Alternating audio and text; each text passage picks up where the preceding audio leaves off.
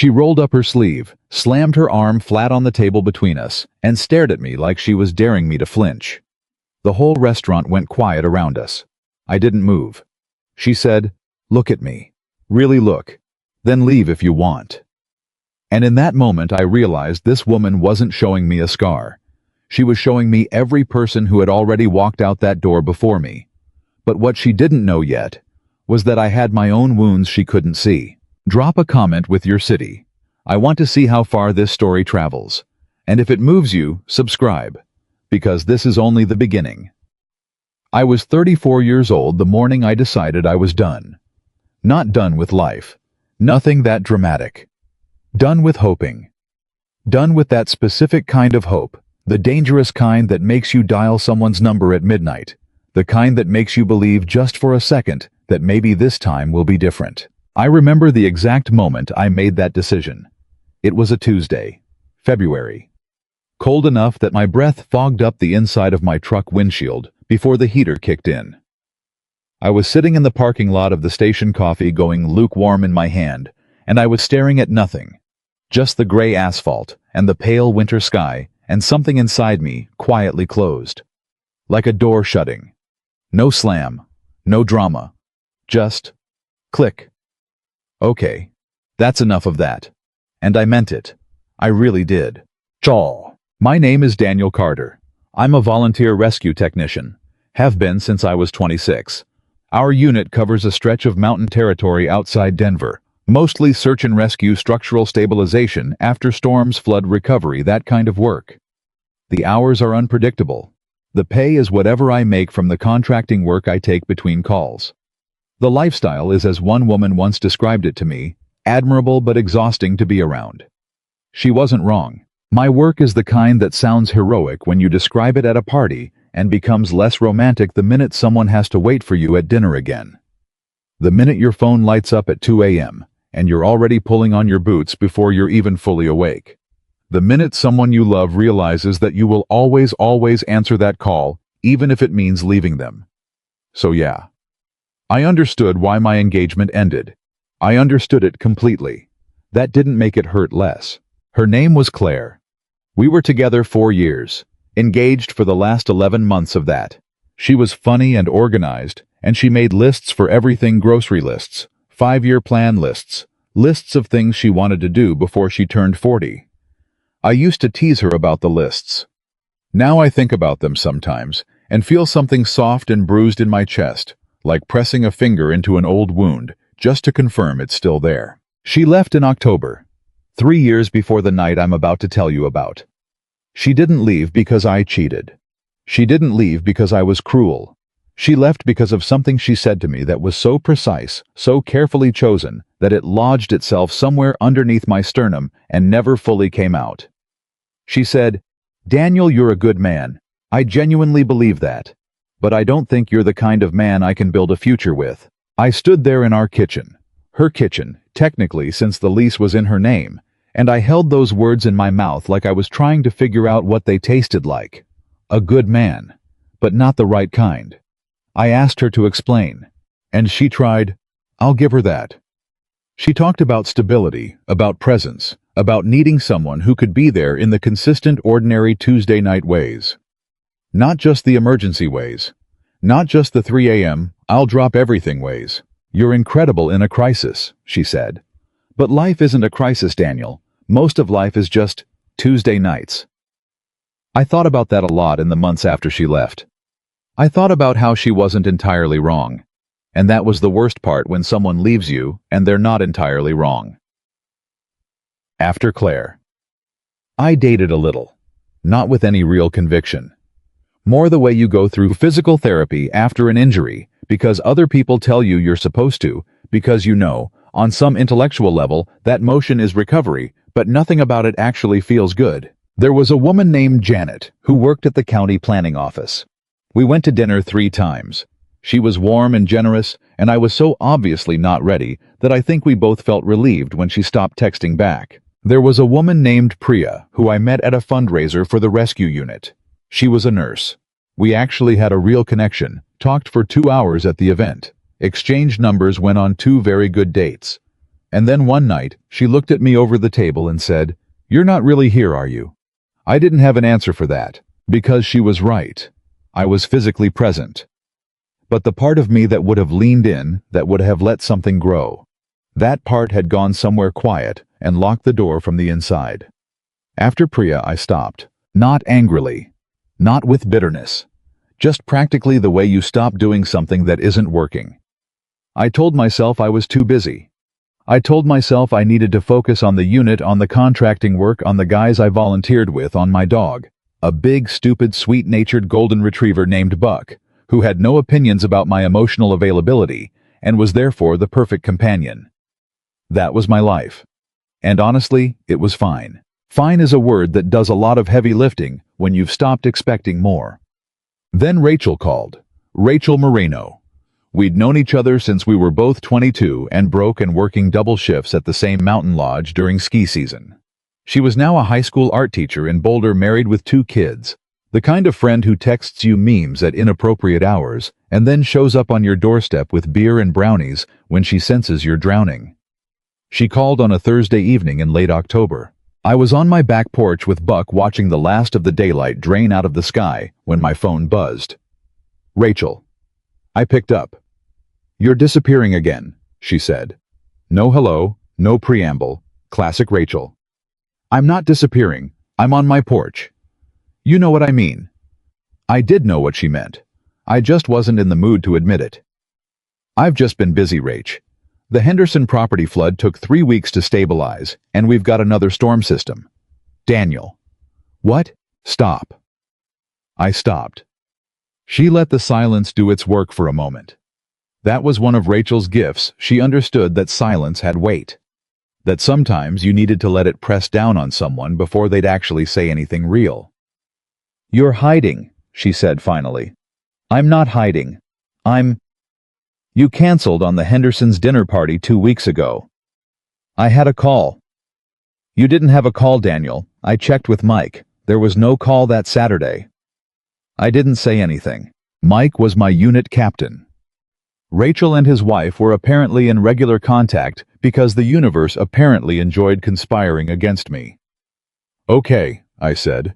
"Maybe I just didn't feel like going." "Daniel Carter, you have turned down 3 social events in the last 6 weeks. You declined my birthday dinner. By text. 20 minutes before it started." That one I actually did feel bad about. "I'm sorry about that. I'm not looking for an apology. I'm looking for you to stop punishing yourself for what happened with Claire." The name hit me the way it always did, like pressing that bruise again. This isn't about Claire. Everything you're doing right now is about Claire. I pulled my jacket tighter. Buck lifted his head from my lap, looking up at me with those big sympathetic eyes that dogs always seem to have perfectly calibrated to your worst moments. "What do you want, Rachel?" "I want you to have dinner with someone." "No." "You didn't even let me finish." "I'm going to say no, regardless of how you finish, so I'm saving us both time." "Her name is Sophia Bennett." I said nothing. "She's 31. She works in wildlife rehabilitation, injured animals, birds, that sort of thing. She's smart. She's funny. She's been through some things, real things. And Daniel." Rachel paused, and when she spoke again, there was something different in her voice. Something careful. "She's not looking for someone perfect." "Everyone says that," I said. "What?" "That they're not looking for someone perfect. Everyone says it. Right up until they see who you actually are." Silence again. Then Rachel said something that reached through the phone and grabbed me by the collar. "Maybe you should meet someone who understands exactly what that feels like." I opened my mouth, closed it. Buck put his head back in my lap. The sky had gone fully dark. "One dinner," Rachel said. "That's all I'm asking." I stared at the stars for a long time. And I still can't tell you exactly why I said yes. Not because I believed it would go anywhere. I didn't. I told myself it was just dinner. Just one courtesy dinner for the sake of my oldest friendship, and then I'd go home and go back to my porch and my dog and my fine, quiet, door-locked life. That's what I told myself. I arrived at the restaurant 18 minutes early. Rescue habit. Early arrival threat assessment exit identification. My brain never fully switched out of that mode. The place Rachel had chosen was a small family-owned restaurant downtown, the kind with wooden floors and mismatched chairs and actual candles on the tables instead of the fake LED kind. Warm, unpretentious. It smelled like rosemary and wood smoke and something baking in the back. I got a table near the window because I always chose seats near exits and windows. My unit therapist. Yes, we had a unit therapist. Yes, I saw her quarterly. Yes, she had opinions about my habits, called this hypervigilance. I called it practical. I ordered water, checked my phone, put it face down, picked it up again, put it away. This is fine, I told myself. Just dinner. An hour, maybe 90 minutes. Be polite. Be present. Go home. Then the door opened, and something in my chest did a thing it had not done in a very long time. Not love. I want to be precise about this. It wasn't anything so dramatic as love at first sight. It was something quieter, something more like recognition, like a frequency. She stood in the doorway, scanning the room with the careful, slightly braced expression of someone walking into a situation they weren't entirely sure was a good idea. She was about 5'4", dark brown hair, pulled back in a loose knot at the base of her neck, wearing a simple navy sweater and dark jeans. No jewelry except small silver earrings. She had a bag slung over one shoulder, and she was holding the strap with both hands, gripping it, really like it was something to hold on to. She saw me. Something shifted in her expression. Not relief exactly. More like, okay. Here we go. Get through this. She walked over. Daniel. Sophia. I stood. We did the brief handshake that two strangers do when a hug feels presumptuous, and just standing there feels too awkward. I'm sorry if I'm late. You're exactly on time. She glanced at her phone. I'm 3 minutes late. You're fine. She sat, settled her bag, adjusted her sweater sleeve, a small quick gesture, both hands pulling the cuff down. I noticed it, filed it away. This place is nice, she said, looking around. Rachel has good taste. She does. She also has very strong opinions. She told you to come too. Sophia smiled, the first real smile. Small, but real. She called me 4 times. I think she also texted my mother. I laughed. That surprised me that it came out naturally like that. That tracks, I said. She told me you were stubborn. She told me you were resilient. Something flickered across Sophia's face at that word. There and gone.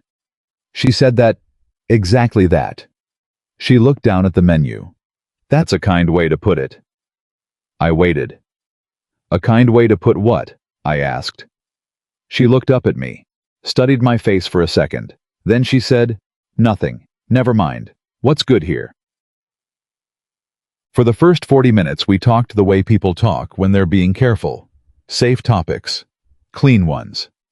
She told me she'd been doing wildlife rehab for 6 years, that she ran a small nonprofit facility about 20 minutes outside the city, that they currently had 3 raptors, a juvenile elk with a leg fracture, and her words delivered completely deadpan, a genuinely deranged raccoon who refuses to leave. I told her about the rescue unit, about the Henderson flood, the mountain roads, the specific chaos of storm season. She listened carefully, the way people do when they're genuinely interested and not just waiting for their turn to talk. She asked good questions, specific practical questions that told me she understood physical risk and the way it lived in your body. Does it ever stop feeling that way? She asked at one point. The alertness. Like even when you're off duty, part of your brain is still scanning. No, I said honestly. You just learn to turn down the volume a little. She nodded slowly. Like she knew exactly what I meant. Like she wasn't just following the conversation, she was inside it. What made you start? She asked. The rescue work. I thought about it. Long answer or short answer? I've got nowhere to be. So I told her. The real version, not the dinner party version. I told her about being 23 and driving past a car accident on a mountain highway, stopping because I didn't know what else to do, and staying with a man I'd never met while we waited 40 minutes for the ambulance. How he kept asking if he was going to die. How I kept telling him no, How I didn't actually know the answer, and how the experience of not knowing but still staying, that had carved something out in me that needed to be filled. She was quiet for a moment when I finished. "You stayed with a stranger," she said. "Yeah." "You didn't have to." "No." She looked at me. "But you did." "Yeah." She turned her coffee cup slowly on the table, something working in her face. "People don't do that as often as you'd think," she said quietly. I thought about asking what she meant by that, but something in her voice told me the answer was complicated, and that if I pushed too hard, she'd close the door on it. So I just said, "I know." It was around the 50-minute mark when everything changed. I noticed her going quiet first. Not the comfortable quiet that had developed between us, a different kind. A stillness that was deliberate, controlled. The kind that happens when someone is getting ready to do something that costs them. Her fingers tightened around the coffee cup. Both hands, knuckles pale. She looked down at the table. Then she looked up at me, and something in her eyes was different. Older, heavier, braced. "There's something I need you to know," she said, "before this goes any further." My stomach dropped. I knew that sentence. I'd heard variations of it enough times that it had become a kind of internal alarm, the precursor to the exit. The professional, considerate warning shot before someone showed you the door. "It was nice meeting you, but I should have mentioned this sooner. I like you, but I don't think I'm in a place." "Okay," I said. She held my eyes for a second. Then she reached for her sleeve, slowly, deliberately. Not rushing it, not performing it either, just doing something she had clearly decided to do, was going to do. Now was going to live with whatever came after. She pulled the sleeve of her sweater back to the elbow. Then she reached up and pushed it further past the elbow up toward the shoulder as far as the fabric would go. And I saw the scar. I want to be accurate because this matters. It wasn't what most people would picture when they hear the word scar. This wasn't a thin line, something you could miss in the wrong light. It was significant. It ran from her shoulder down the outside of her arm, branching at the elbow, covering maybe 40% of the surface area of her forearm. Old years old, fully healed, but substantial. The skin was different there. Smoother in some places, slightly raised in others. Pink and pale and textured. She laid her arm flat on the table. Didn't look away from me. Her voice came out very steady. Almost too steady. The steadiness of someone who had rehearsed for exactly this moment because they'd had to survive it many times before. "Look at me," she said. I looked. Really look. I didn't flinch. I didn't look away. I looked at her arm, and then I looked at her face, and I stayed with both. Then she said the words, quiet, even, like she was reading something she'd read so many times it had worn smooth. "Now you can leave if you want." The restaurant noise seemed to fall away. The clinking of glasses, the low murmur of other conversations, the music from somewhere in the back, all of it went to a distance. I sat with what she'd just said. Because I understood immediately, and I mean in my bones, not just intellectually, what she was actually doing. She wasn't being dramatic. She wasn't testing me or playing games or manufacturing a moment. She was doing something that had been done to her so many times that she had built it into the protocol. She was cutting it short. She was ripping the bandage off herself before someone else could do it slower and more painfully. She was giving me the exit before I thought to look for one. Because she had learned through enough repetition to turn it into reflex that the exit was always coming. I looked at her face. The steadiness there was heartbreaking. Because it wasn't confidence. It was armor. And I could see exactly how many times she'd had to strap it on. I didn't say anything. Not immediately. I let the moment breathe.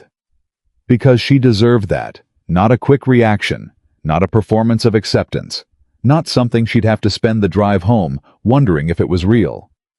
Then slowly, I reached across the table. I took hold of her sleeve and gently, without any force letting her pull away if she wanted to, I drew the fabric back down over her arm. Not to hide it. To tell her she didn't need to leave it out there like an apology. She went very still. Her eyes tracked what I was doing with a kind of stunned confusion, like her brain was running the data and coming up with an answer that didn't match any previous result. "I'm not leaving," I said. The stillness deepened. She looked at my face the way people look at a structure they expect to collapse, checking for cracks for the thing that was about to give. "You don't even know what happened," she said. "I know enough." "No." Her voice tightened. "You don't." And then something gave way in her face, not breaking, not falling apart, but something careful and long-held, simply letting go. And she told me. She told me everything. 5 years ago, Sophia was 26 years old and running a recovery transport, a wildlife rehab call, a large Raptor severe storm system mountain road east of the city. She knew the road. She'd driven it 20 times. But the storm was faster than the forecast. The road edge had been eroding for months underwater. Nobody had properly tested, and when the collapse came, there was no time. She went into the ravine. The vehicle rolled twice. She survived because the cab held, but she was pinned. Her shoulder and arm took most of the secondary impact, and the cold. The cold was the other enemy, because it was February, because the temperature was dropping, because nobody came for 11.5 hours. "When they found me," she said, "I kept telling them I was fine, like if I said it enough times it would help." I listened. I did not say I'm sorry, or that must have been terrible, because she wasn't looking for condolences. She was looking to be heard without being handled. I spent 4 months in recovery. The arm had significant nerve and tissue damage. They told me early on that I might lose some function. I didn't. But the scar... She paused, straightened. "The scar is permanent." "Okay," I said. "And people..." She stopped again. Shorter pause this time. "People don't know how to look at it." "I know." "No, I mean..." Her jaw tightened slightly. "They try. They try to look normal about it, but you can see them cataloging it, deciding. And then later, not right away, usually always later, they find their reason." "Their reason," I repeated. "Their reason to leave. It's always dressed up as something else. I'm not ready for something serious. I don't think we want the same things. You deserve someone who can give you more than I can. But it's always the same thing underneath." I held her gaze. "Maybe they left because they only saw the scar," I said. She blinked. "And what do you see?" I thought about it, carefully, because this question deserved an honest answer, not a generous-sounding one. "I see someone who survived something that should have broken her," I said, "and didn't, and is still here, and is scared, and came to this dinner anyway." Her breath caught, not dramatically, just a small interruption, an involuntary response. She looked down at her coffee. And when she looked up again, something had shifted in her face. Not resolved, not healed, but something in the set of her expression that said maybe, just maybe. "Why?" she said quietly. "Why does it not matter to you?" I thought about Claire, about the Tuesday nights, about the parking lot in February, and the door that clicked shut inside me. "It's not that it doesn't matter," I said.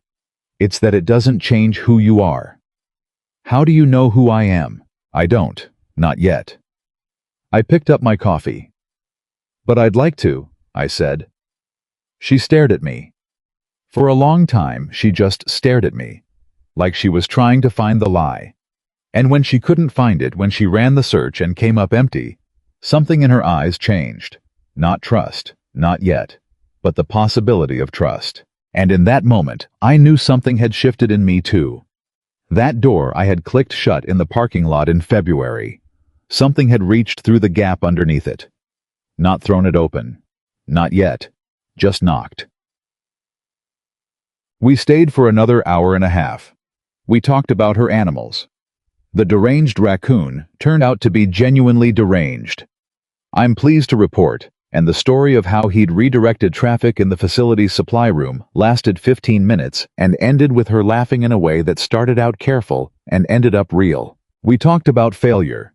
She'd lost a bird in recovery 3 weeks ago, a red-tailed hawk she'd worked with for months, and the grief of it was still fresh in the way that animal loss always is, specific and quiet, and often not taken seriously by people who haven't felt it. She asked about my father, which surprised me. I'd mentioned him offhand, and she'd caught it. "You said was." Did you lose him? And I appreciated that she noticed the tense. I told her about him. She told me about hers. By the time the restaurant began to quietly suggest we might be the last table still occupied, we had covered more real ground than I'd managed in months of practiced self-protection. She pulled on her coat. "Rachel is going to be impossible about this," she said. "Completely unbearable." I agreed. She smiled, looked at me. "I don't usually do that," she said. I knew she meant the sleeve, the table, the words. "I know," I said. She hesitated. "I'd rather know early. Is that terrible?" "No," I said. "It's honest." She held my eyes. "Most people don't respond the way you did." "Most people," I said carefully, "haven't spent 10 years showing up to the hard thing." She considered that. Then she nodded. Once. "Good night, Daniel." "Good night, Sophia." She walked toward the door, paused, turned back just briefly. "Thank you," she said, "for not looking away." And then she was gone. I sat with my empty coffee cup for a long time. Buck was at home waiting. The porch was where I'd left it. My life was exactly where I'd left it. But something was different. Because for the first time in 3 years, the door inside my chest hadn't clicked shut at the end of the night. It had stayed open. Just a little. Just enough to let something in. She called on a Sunday. I know it was Sunday because I was elbow deep in the engine of my neighbor Frank's truck when my phone buzzed on the bumper, and I almost didn't answer because my hands were covered in grease, and Frank had been waiting 3 weeks for this repair, and I had exactly 40 minutes before his wife needed the vehicle to get to her shift. But I saw the name on the screen. Sophia. I answered it. "Hold on," I said, grabbing a rag. "Give me 2 seconds. I can call back?" "No, I've got it. Hi." A pause. "Hi." Her voice was different on the phone. Smaller somehow. Not weaker, just closer. Like I was hearing something that usually lived behind the careful public version. "I wasn't sure you'd pick up," she said.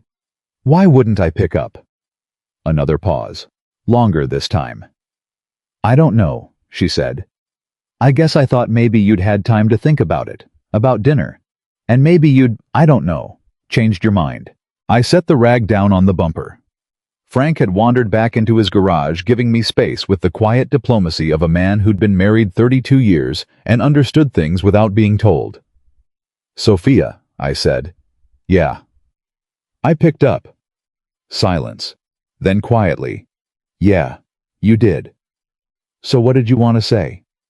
She laughed. It came out a little unsteady, like she hadn't expected to laugh, and it caught her off guard. "I wanted to ask if you wanted to get coffee, this week. If you're not busy. If you don't have a rescue call or—" She stopped. "I'm doing the thing where I give you 15 exits before you've even had a chance to say yes." "You are," I said. "But I don't need any of them." "Okay." "Thursday," I said. "I'm free Thursday afternoon." Another beat. "Thursday works," she said, and that was that.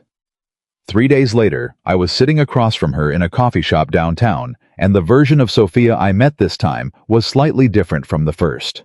Still careful. Still that quiet watchfulness around the edges. But something had loosened, maybe an inch, maybe less. She was wearing a long-sleeve shirt again. She always wore long sleeves.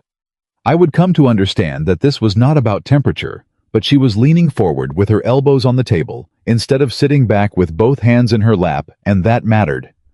The leaning forward was different. The leaning forward meant she was staying. We talked for 3 hours. We talked about things that mattered, and things that didn't, and the combination of both was exactly right. She told me about the raccoon Gerald.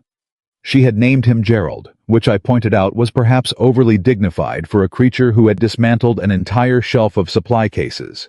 And she told me about a great horned owl she'd been working with for 2 months, who had finally 4 days ago taken her first solo flight in the facility's large aviary. "I cried," Sophia said. "Yeah, like an embarrassing amount. One of my volunteers didn't know what to do. She just stood there patting my shoulder." "That's not embarrassing," I said. "You worked for that. You earned that." She looked at me, something quiet in her face. Most people don't get why it matters that much. An owl. The owl almost didn't make it, I said. And then she did. Of course it matters. Sophia was quiet for a moment. You know what I've noticed about you, she said. What? You don't say things you don't mean. I thought about that. How do you know? Because the things you say match the way you look when you say them. She wrapped both hands around her coffee cup. A lot of people say the right thing, but their face is doing something else. You don't do that. I sat with that for a second. I've been told that's not always an advantage, I said. By who? By people who preferred it when I was less direct. She smiled slightly. Claire. I looked up. I'd mentioned Claire once briefly over dinner on the first night. I hadn't said much. She'd filed it. Among others, I said. What happened with her? I told her the fuller version this time. Not just the end, the whole arc. The 4 years, and the late calls, and the Tuesday nights, and the specific careful sentence she'd used to end it. Sophia listened the way she'd listened the first night, fully, without interrupting, without rushing me toward a conclusion. When I finished, she was quiet for a moment. Then she said, she wasn't wrong about needing something consistent. I blinked. I'm sorry. She wasn't wrong about needing someone who could be present in the ordinary way. That's a real need. She just... Sophia turned her cup slowly. I think she maybe confused what she needed with who you were. Those aren't the same thing. I stared at her. What do you mean? I mean you can learn to be more present without changing who you are. You're not your job. Your job is a thing you do because of something in you that's good. The question was whether you could be that, the showing up for someone specific in a normal Tuesday night context. And I think you probably could. I think you probably can. She paused.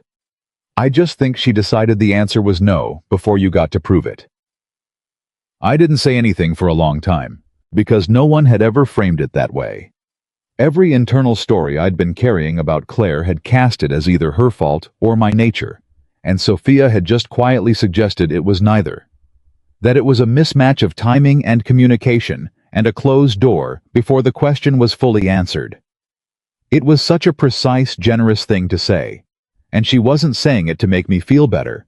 She was saying it because she'd thought about it, and it was what she believed. You're very honest, I said finally. Too honest sometimes. No, I said. Not too honest, just honest. She looked at me, something working behind her eyes. My therapist says I use honesty as armor, she said. That I say hard things before people can say them to me, so I feel like I'm in control of the difficult moment. Is she right? Sophia smiled faintly. Probably. Is that what you were doing the other night? I asked. At the restaurant, with your arm. The smile didn't disappear, but it changed. Became something more complicated. Partially, she said. But it was also I genuinely believe you should know. Before things go any further. It's not fair to let someone get attached and then spring it on them. You're not a trap, Sophia. I know that, intellectually. She looked down at the table. But 6 years of people leaving teaches you things whether you want to learn them or not. How many people? I asked, carefully, because it was a careful question. She looked up. You want the number? I want to understand. She thought about it. 4 serious attempts at something. After the accident. 3 ended within the first month. 1 lasted 8 months. What happened with the 8 months? Her jaw tightened slightly. Just slightly. I was good for the first 6, she said. Genuinely good. Patient. He said the right things. He held my hand. He didn't stare. She paused. And then we went to his company dinner. I wore a dress. It was the first time he'd seen the scar without the sleeve. And he didn't say anything terrible. He was perfectly civil all evening. But something shifted in him. Her voice was even, but I could hear the old wound underneath it, the scar that wasn't on her skin. He broke it off 2 weeks later, said he realized we wanted different things. Different things, I repeated. Yeah. What things specifically? He never said. He didn't have to. She looked at me steadily. I know what I saw in his face at that dinner. I held her gaze. "I'm sorry," I said. "Don't be sorry," she said quickly. "Just now you understand why I do the thing I do, why I put it on the table early. It's not manipulation, it's just survival," I said. She stopped, looked at me. "Yeah," she said softly. "It's just survival." We sat there for a moment in something that wasn't quite silence. There was the noise of the coffee shop around us, the grinder going somewhere behind the counter. Two women laughing 2 tables over. But between us, it was something quieter than silence. Something that had settled. "Sophia," I said. "Yeah. I'm not going anywhere." She held my eyes. "You keep saying that." "Because I keep meaning it." She looked away, looked back. And something in her face did something complicated, the kind of thing a face does when it wants to believe something and is terrified of believing it and is doing both at the same time. "Okay," she said finally. "Okay. Okay." She picked up her coffee. "Then I'll let you keep meaning it." 3 weeks after that coffee, something happened that I hadn't planned for. I started looking forward to her calls. Not the way you look forward to something pleasant. The way you look forward to something necessary. The way you look forward to air or warmth, or the specific relief of putting down something heavy. She called most evenings around 7, or I called her, and it became the part of the day I arranged the rest of the day around without consciously deciding to. She told me about her animals in real time. Updates on Gerald the raccoon's ongoing war with organizational systems. The hawk who had extended her flight radius, a new intake. A young coyote with a fractured femur, who Sophia described as simultaneously the most pitiful and the most aggressive creature I have ever cared for, and I include Gerald in that assessment. I told her about the calls, about the guys in my unit, Mike the captain who communicated primarily in grunts and had somehow developed the most precise situational read I'd ever seen in a field operator. About Darnell, 27 years old and 2 years in, who asked better questions than anyone I'd trained and was going to be extraordinary at this if the job didn't burn him out first. About the specific exhaustion that came not from the physical work, but from the sustained attention to other people's emergencies, the way it used a part of your nervous system that never fully got to rest. "You understand that?" I said one evening, not a question. "I do," she said. "The animals I can't save, they stay with me. The ones I lose in recovery, I don't forget them." "How do you carry that?" She was quiet for a moment. "I try to make sure the caring means something," she said. "That's all I can do. I can't control the outcome, but I can control whether I showed up fully, whether I did everything I could." A pause. "Does that sound like a therapy answer?" "It sounds like a real answer," I said. "My therapist will be relieved to hear it." I laughed. She laughed. And I thought, there it is. There's the version of her that lives on the other side of the armor. And I want to know that version. I want to know every version. It was the first time since Claire that I'd felt that. That specific forward-leaning want. Not just comfortable companionship. Not just the managed warmth of someone you're fond of at a safe distance. But the real thing, the leaning in, the wanting to know. The feeling that the person on the other side of the conversation was expanding your idea of what a person could be. It scared me. I want to be honest about that. It scared me considerably, because hope had not served me well the last time I'd let it run unchecked, and my body remembered that even when my brain was being optimistic. So I said nothing about it. I just kept showing up. I kept calling at 7. I kept listening. I kept meaning the things I said.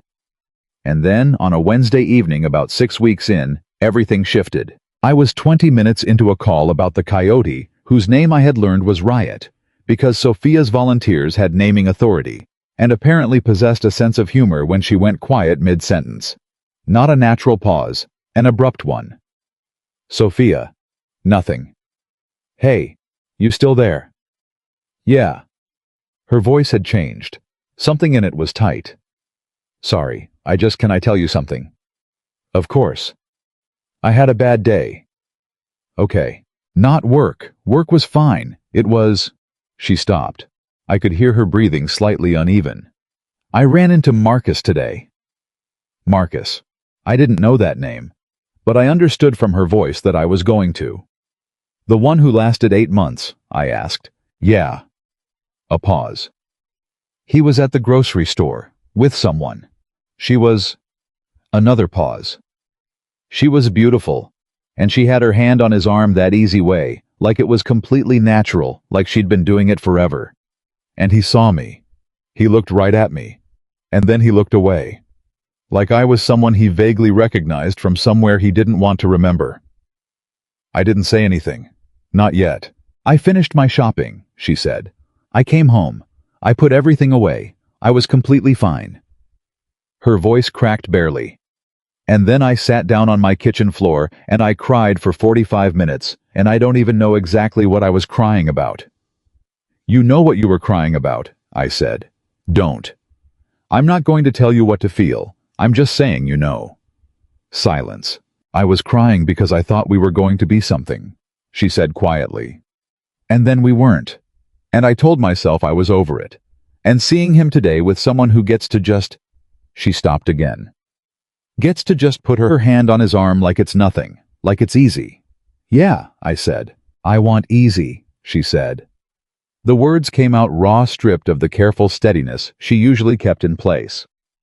I know that's stupid. I know nothing worth having is easy. I know all the things you're supposed to know. But I'm tired, Daniel. I'm so tired of it being a thing. I'm tired of being a person with a qualifier. Sophia who has the scar. Sophia but. I just want to be Sophia. I held my phone, and I let her words live in the air between us. You are Sophia, I said. You know what I mean. I do, and I'm not dismissing it. I'm saying. I stopped. Chose the next thing carefully. I don't think about the scar when I think about you. I want you to know that. I think about the raccoon. I think about the hawk. I think about the way you challenged me about Claire in a way that nobody else has ever done. And you were right, which was annoying. I think about how you laugh when something catches you off guard, and you weren't ready for it. That's what I think about. Quiet. You're not going to tell me it doesn't matter to other people, she said. No, I can't tell you that. Other people are going to see what they're going to see. I can't fix that. Then what are you saying? I'm saying I see something different, I said. And I'm still here. And I want to keep being here. The silence that followed was the longest one we'd had. Long enough that I started to wonder if I'd said too much or not enough, or the wrong thing entirely. Long enough that I was running through the conversation second by second, looking for where I'd miscalculated. Then she said, "Can you come over?" I stopped. Right now? I know it's Wednesday. I know it's late. You don't have to. I'll be there in 20 minutes, I said, and I was. I knocked on her door 23 minutes later. She answered it in socks and sweatpants, and a faded sweatshirt that said something about a 5K from years ago. Her hair down her eyes slightly red and no sleeve in the world, thick enough to require consideration, because she was standing in her own home in the way people only stand when they've stopped performing. She looked at me. "You actually came," she said. I said I would. I know, I just... She stepped back from the door. Come in. The place was small and warm and completely her. There were books in stacked organized piles along one wall. There were photos on the small table by the door, animals mostly, and a few of people I didn't know yet. There was a half-empty mug on the coffee table and a blanket thrown over the couch in the way of someone who'd been sitting with themselves for a while. She sat on the couch. I sat next to her. Not too close. Close enough. "Tell me about the worst call you've ever been on," she said. I looked at her. "Why?" "Because I want to hear something true that isn't about me," she said. "I've been in my own head all day, and I need to be somewhere else for a while." I understood that completely. So I told her about the worst call. I told her about a family in a flooded house, a child not accounted for 40 minutes of searching water that was still rising. I told her about finding the boy in a space under the stairs that he'd climbed into. Instinctively, the way children sometimes do the right thing by animal logic when they can't think. I told her about the weight of carrying him out, the specific relief that settled in my arms and stayed there for weeks. I told her about the drive home. Afterward, The way I'd sat in the parking lot of the station until Mike knocked on my window and said without preamble, "He's okay, Carter. Go home." Sophia listened with her knees pulled up to her chest, her chin resting on them completely still. "That's what you carry," she said when I was done. "Yeah. And you still show up the next day." "What else would I do?" She thought about that. "I don't know," she said. "A lot of people would find a reason to stop." "A lot of people do," I said. "We lose good guys to it every year. It's not weakness, it's just it accumulates." "Does it accumulate for you?" I looked at her. "Yeah, it does." "But you haven't stopped." "Not yet." She was quiet. "That's either very brave or very stubborn," she said. "Probably both," I said. She smiled. Small, but real. The unguarded one, the one I'd started to recognize. We sat there for a while longer, not talking, not needing to. The television was off. The apartment was quiet. Buck was at home. I'd left him his nighttime food, and he'd be fine, and there was nowhere I needed to be. Around 11. She leaned her head back against the couch cushion and looked at the ceiling. "I'm glad you came," she said. "Me too." "Daniel." "Yeah." She turned her head and looked at me, and there was something in her face that was careful and open at the same time, like a door propped with one foot. "I'm scared," she said. Not of me. I understood that. Not of this evening or this conversation or the specific next 5 minutes. She was scared of the thing that was growing between us. The thing neither of us had named, the thing that was becoming impossible to mistake for something smaller than what it was. "I know," I said. "I keep waiting for you to do something that proves I'm right to be scared." "I know that too." "Why don't you?" she asked. "Why don't you do something wrong? Why don't you flinch or make it weird or—" She stopped. "Why are you still just here?" I thought about Claire's kitchen, the parking lot in February, the door I'd locked from the inside. I thought about how long I'd called that safety. "Because I know what it costs," I said. "Staying. I know what it actually costs, and I've decided it's worth paying." She held my eyes for a long time. Then she turned back to the ceiling. "Okay," she said softly. "Okay. I'm going to try," she said, "to let you stay. That's all I'm asking. It might be hard sometimes." "I work in rescue," I said. "Hard things are my whole job." She laughed, the real one unguarded, surprised out of her, and I felt something in my chest that I hadn't felt in years. Not just warmth, not just affection. Relief. The specific cellular relief of realizing that the door inside you, the one you locked in a parking lot in February, because the alternative felt too dangerous, is not locked anymore. That someone knocked and you let them in, and the house is still standing. The morning after I sat with her on that couch, I woke up earlier than usual. 4:53. Buck was already awake, watching me from the foot of the bed, with the patient knowing expression he wore when he sensed something had changed in the atmosphere of the house. Dogs always know. I don't know how, but they always do. I lay there for a few minutes, staring at the ceiling, and the first thought I had before coffee, before full consciousness, before any of the careful reasoning I usually applied to things like this was her name. Sophia. Just that. Clean and immediate the way certain thoughts arrive when your guard is still down. I got up, made coffee, stood at the kitchen window in the early dark, and I admitted something to myself that I'd been quietly circling for weeks without landing on it directly. I was falling for her. Not in the soft, comfortable way you drift toward someone pleasant. In the particular inconvenient, slightly terrifying way that means your internal architecture is rearranging itself around a person without your permission. The kind that Claire had warned me in her way I was capable of going too far with. The kind that could hollow you out if it went wrong. I knew the risk. I went back inside, refilled my coffee, and made the deliberate choice not to run from it. That was new. That was something Sophia had done to me without trying. She called at 7:15 that morning. I picked up on the second ring. "I'm sorry about last night," she said immediately. "Don't apologize. I put a lot on you." "Sophia, stop." I sat down. "You needed someone. I was there. That's not a debt. A pause. Most people keep score, she said. I'm not most people. No, she said quietly. You're really not. The pause that followed had weight. The good kind. The kind where something unspoken fills the space between two people, and both of them feel it, and neither of them says it yet, because saying it changes everything, and they're not quite ready for everything to change. Gerald knocked over the medication cabinet this morning, she said finally. Of course he did. He looked incredibly proud of himself. He's a visionary, I said. He's just operating on a timeline we don't fully understand yet. She laughed. That unguarded one. And I felt the warmth of it move through me like something physical. 2 weeks after that night on the couch, she asked me to come to the facility, not casually. She'd been working up to it. I could hear it in the careful way she framed it, the slight hesitation before she said the words. The way she added, "Only if you want to, you don't have to," twice in the same sentence. Sophia, I said. Yeah. I want to.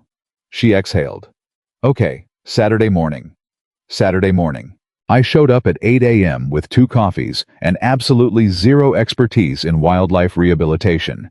She met me at the gate in worn jeans and a canvas jacket, hair pulled back already. Several hours into her day, by the look of her, and she took the coffee from my hand and said, "Thank you," in the way people say it when they mean something larger than the specific thing they're thanking you for. The facility was not what I'd imagined. It was organized in the precise functional way of someone who had worked out every system through trial and error. Nothing decorative, everything purposeful, but with small human touches that told you this wasn't a clinical operation. A hand-drawn chart on one wall. Photos tacked next to intake records. A whiteboard that currently read in large letters, "Gerald is not to be trusted with the morning prep." I stopped and looked at the whiteboard. How many times has that needed to be written? I asked. That's the 4th version, Sophia said. He keeps finding ways to compromise our organizational systems. You respect him, I said. I absolutely do not. You do. I can hear it. She fought a smile. Lost. He's very determined. I can respect determination without endorsing the application of it. She walked me through the space. She was different here, more herself, if that was possible, in the sense that all the careful management she applied to other contexts fell away, and what was left was just pure, focused, unguarded competence. She knew every animal, not just their medical status, their personalities, their particular quirks, the specific way each one communicated fear, or trust, or readiness. She spoke about them the way you speak about people you've earned the right to understand. She brought me to the aviary last. The hawk, the great horned owl she'd told me about, the one whose first solo flight had made her cry, was perched near the top of the flight space. Sophia stood beside me, and I watched her face while she watched the bird, and what I saw there was something I recognized from my own work. That specific combination of professional pride and personal attachment that you're not supposed to have and can't help having when you've worked that hard for something. She's ready to be released, Sophia said. When? Next weekend, probably. She paused. It's always the hardest part. The ones you've worked with the longest. Why do it then? She looked at me, steady. Because the goal was never to keep her. The goal was to give her back to herself. I held her gaze. Yeah, I said softly. She looked away first, back at the hawk. And I saw something shift in her expression, a flash of something complicated, something that lived in the space between the professional and the personal.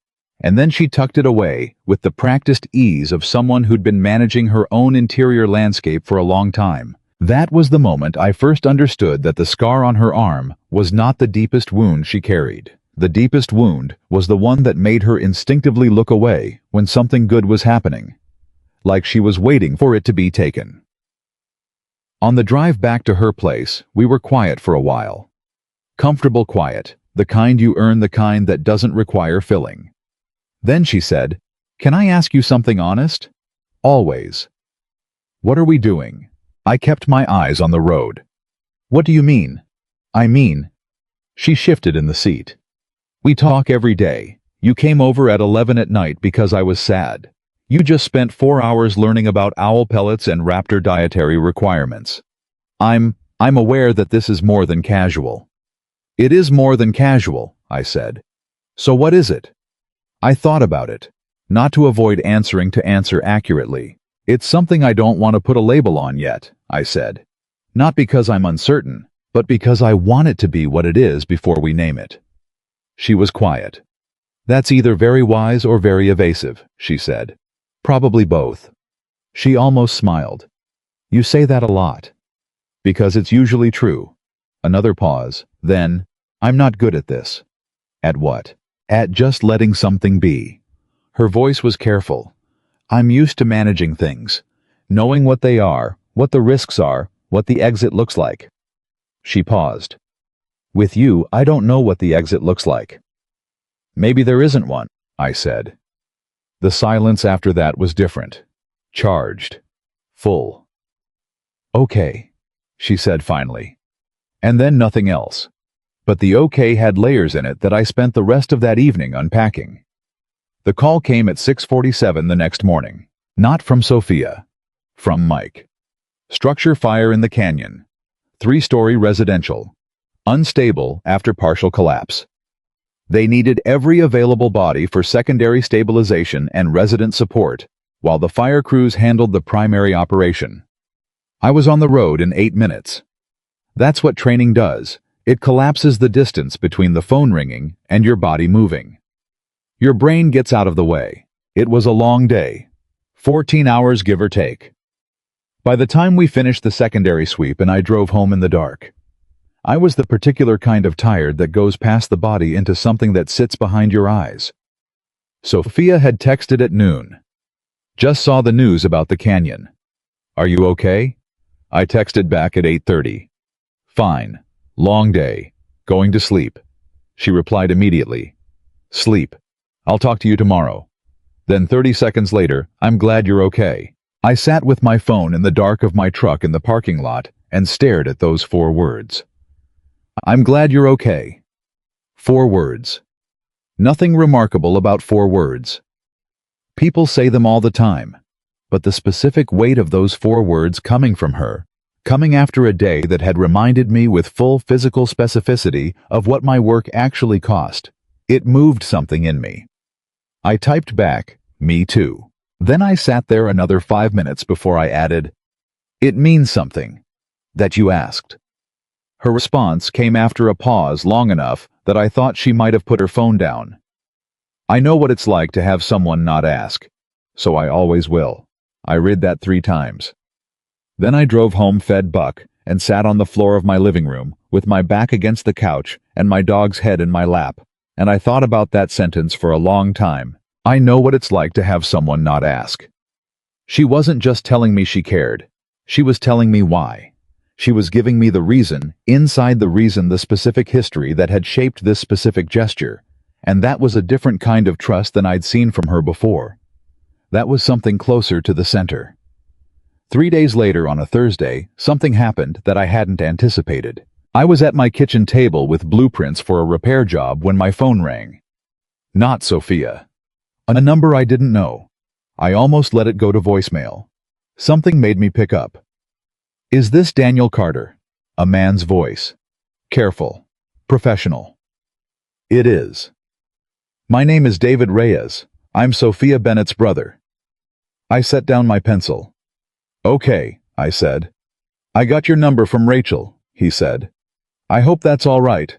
I want to talk to you about my sister. My jaw tightened slightly. Not with hostility. With the instinctive alertness of someone who understood that this phone call could be any number of things. I'm listening, I said. He was quiet for a moment, like he was selecting words. Sophia hasn't told many people about you, he said. She doesn't talk about the men she's dated. Not since the accident. But she mentioned you. Twice, actually. Which for Sophia is the equivalent of most people writing a feature article. I said nothing. I'm not calling to threaten you, he said. And then he paused. Well, not entirely. I almost laughed. Almost. I'm calling because my sister has been through things that most people don't come back from whole, David said. She did come back whole, or mostly whole. She's the strongest person I know. But she's built a very specific system of I don't know how to put this exactly. She keeps everyone at a controlled distance. She manages things. She is very, very good at making sure that nobody gets close enough to do real damage. I know, I said. He paused. You know. Yeah. Another pause. Longer. How much has she told you? He asked. Enough, I said. And she'll tell me the rest when she's ready. The silence on his end was different now, recalibrating. She let you in the facility, he said finally. Last Saturday. She hasn't let anyone from her personal life in there in 4 years. A beat. I'm her brother, and she makes me wait in the parking lot. I didn't say anything to that. It wasn't my information to handle. What I'm trying to say, David said, and his voice shifted less careful now, more direct, more the voice of someone who'd stopped performing the version of the conversation they'd rehearsed, is that she's starting to trust you. And if you break that, I won't, I said. You don't know. I know what it costs her, I said. To trust someone, I'm not taking that lightly. Silence. Then quietly, okay. Okay, okay, he said again. And I could hear in it the same layered meaning Sophia put in that word sometimes, like it was carrying more weight than its 3 letters should logically hold. She's going to call me and tell me I overstepped, and she's going to be right. But I needed to know. I understand, I said. If she were my sister, I'd have done the same. He exhaled. She said you were different. That landed in my chest, somewhere quiet. I'm showing up, I said. That's all. Showing up is everything, David said. You'd be surprised how rare it is. We hung up. I saw and the specific knowledge that Sophia had mentioned me to her brother. Twice. And I thought about what David had said, that she'd let me into the facility. That she hadn't let anyone from her personal life in there in 4 years. I'd walked through that door without understanding what it meant. I understood it now. I didn't tell Sophia about the call. Not that day. The question of whether to mention it sat with me for 3 days. I didn't want to put her in the position of having to manage her own brother's protectiveness on top of everything else she was managing, and I didn't want her to feel surveilled in any direction. But on Sunday evening she brought it up herself. My brother called you, she said, flat, direct.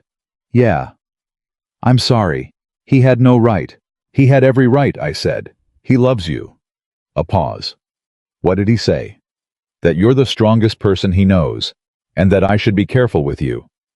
She was quiet. I'm going to kill him, she said finally. You're going to thank him eventually. I absolutely will not. Sophia. What? He told me you mentioned me. Twice. The silence that followed was specific. The kind where someone is deciding whether to hold their ground or let it go. She let it go. Maybe twice, she said, carefully. He seemed to think twice was significant. He reads too much into things. Does he? Another pause. Shorter this time. No, she admitted. He doesn't. Something settled between us. Something that had been approaching for weeks and was now close enough to touch. I told him you were different, she said. Her voice was quieter now. The performance stripped out of it entirely. Because you are. And I don't know exactly what to do with that. You don't have to do anything with it, I said. Just keep letting me show up. She was quiet for a long moment. The hawk goes back Saturday, she said finally. The subject shift was intentional. I let it happen. The release. I'd like you to be there. Then I'll be there. It's early, 5:30. Sophia. I wake up at 4:50. Right. A pause. I always forget that about you. You'll stop forgetting it, I said. Yeah, because I'm going to keep being annoying about it. She laughed, real, unguarded. Okay, she said.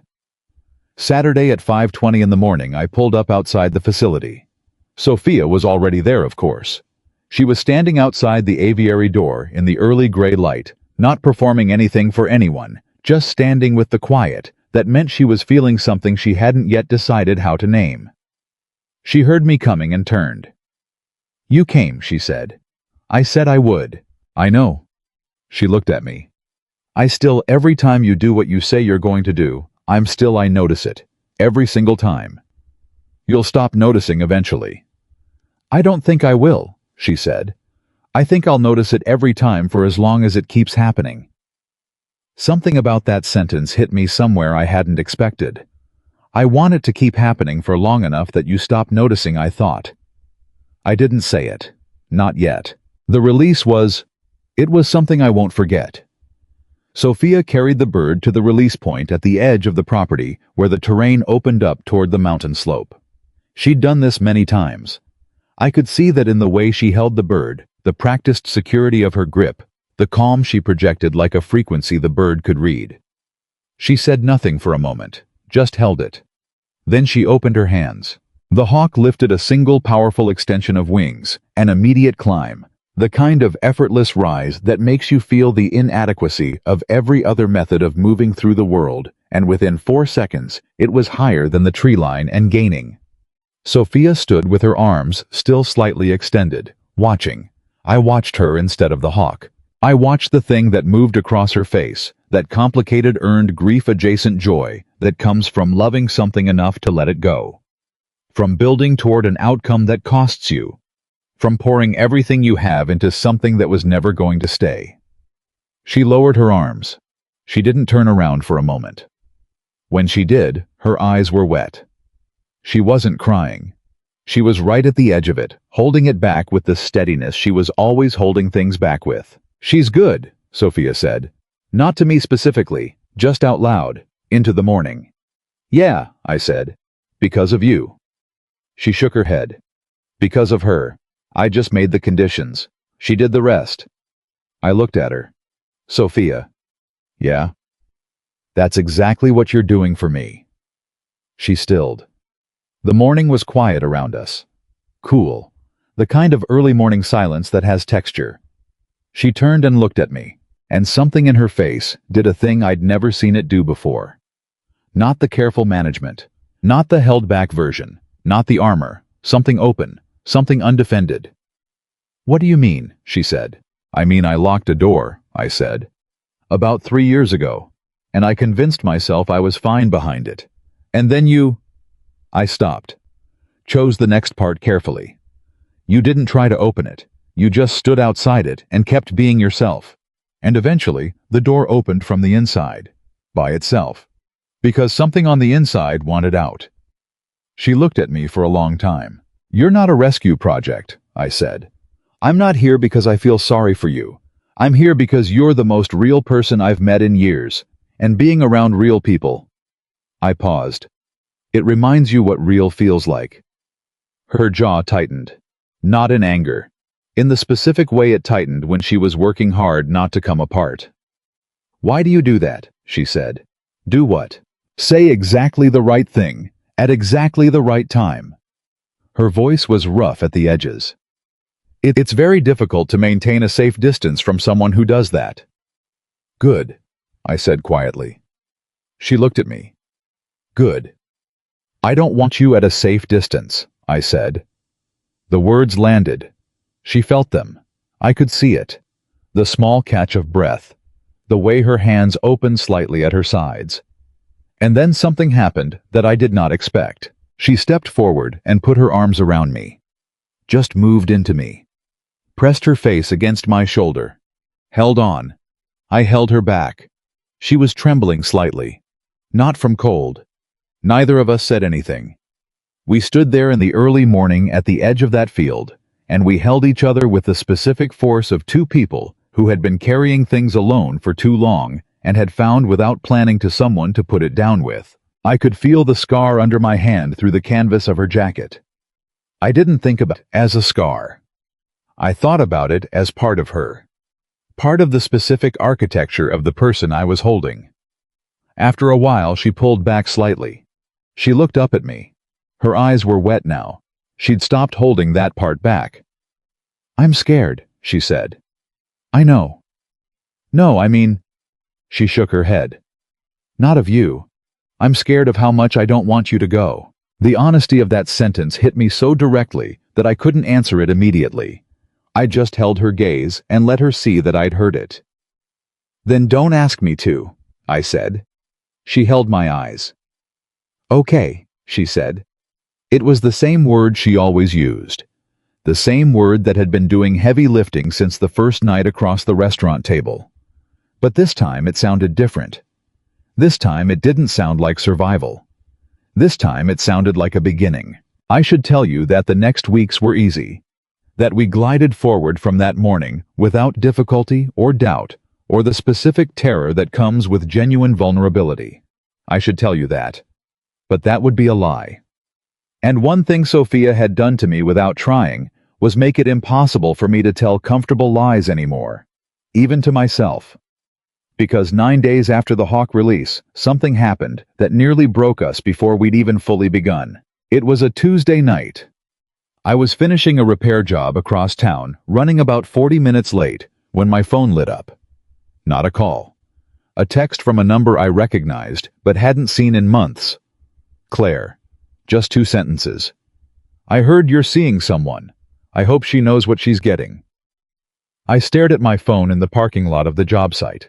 My first instinct was to put it face down and not tell anyone. My second instinct, the better one, the one I've learned to listen to, said no. No more managing things alone. No more closed doors. I called Sophia. She picked up on the 3rd ring. "Hey, are you on your way?" "I need to tell you something," I said, "before I see you, because I don't want to walk in the door holding it and have it be a thing I'm managing." A pause. "Okay," she said slowly. "Claire texted me." Silence.